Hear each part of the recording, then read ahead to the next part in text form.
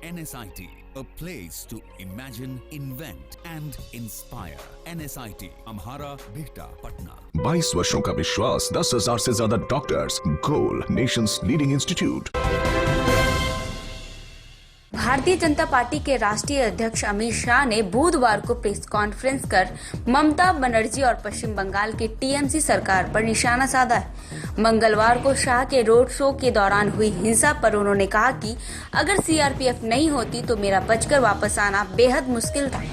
अमित शाह ने पूरे मामले में चुनाव आयोग की भूमिका पर भी सवाल उठाया है। प्रेस कॉन्फ्रेंस में शाह ने कहा कि अब तक चुनाव के 6 चरण समाप्त हो चुके हैं। इन 6 के 6 चरणों में सिर्फ बंगाल के अलावा कहीं भी हिंसा नहीं हुई।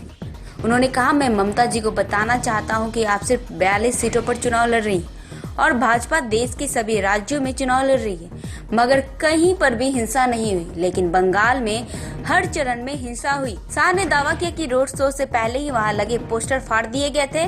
रोड शो शुरू हुआ जिसमें अभूतपूर्व जन सैलाब उमड़ा। 2:30 घंटे तक शांतिपूर्ण तरीके से रोड शो चला, लेकिन 3 बार हमले किए गए और तीसरे हमले में तोड़फोड़, आगजनी और बोतल में केरोसिन डालकर भी हमला किया गया। शाह ने दावा किया कि सुबह से पूरे कोलकाता में चर्चा थी कि यूनिवर्सिटी के अंदर से आकर कुछ लोग दंगा करेंगे। पुलिस ने कोई जांच नहीं की और न ही किसी को गिरफ्तार करने की कोशिश की गई। उन्होंने ईश्वर चंद्र विद्यासागर की प्रतिमा तोड़े जाने के मुद्दे पर कहा कि जहां ईश्वर चंद्र विद्यासागर की प्रतिमा रखी है वो जगह कैमरों के अंदर है।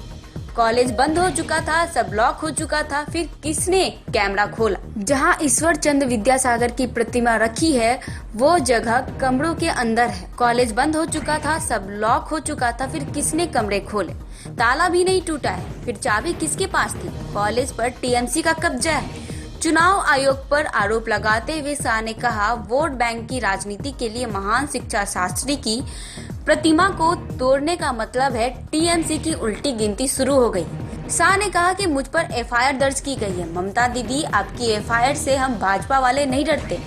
हमारे 60 से ज्यादा कार्यकर्ताओं की जान आपके गुंडों ने ले ली है, फिर भी हमने अपना अभियान नहीं रोका है। शाह ने कहा, मैं इतना कहना चाहता हूँ, अगर सीआरपीएफ ना होती तो मेरा वहाँ से बच निकलना बहुत मुश्किल था। सौभाग्य से ही मैं बचकर आया हूँ। हमारे बहुत कार्यकर्ता मारे गए हैं, मुझ पर हमला होना भी स्वाभाविक था। इससे यह तय हो गया है कि टीएमसी किसी भी हद तक जा सकती है। क्या आप जानते हैं कि घर बैठे आप अपनी स्वास्थ्य समस्याओं का सलूशन पा सकते हैं सॉफ्टकेयर मोबाइल ऐप के द्वारा। घर पर ब्लड टेस्ट के लिए अच्छे लैब के कंपाउंडर्स को बुला सकते हैं, बीपी जांचने के लिए एक्सपर्ट को बुला सकते हैं, ईसीजी करने के लिए टेक्नीशियन को बुला सकते हैं। साथ ही और भी कई सुविधाएं हैं इस ऐप में। आज ही डाउनलोड करें Softcare mobile app Google Play Store से या वेबसाइट www.softcare.in। अधिक जानकारी के लिए आप संपर्क कर सकते हैं। हमारे फोन नंबर्स हैं 9472981111, 9472982222। Softcare app, solution at your finger tips.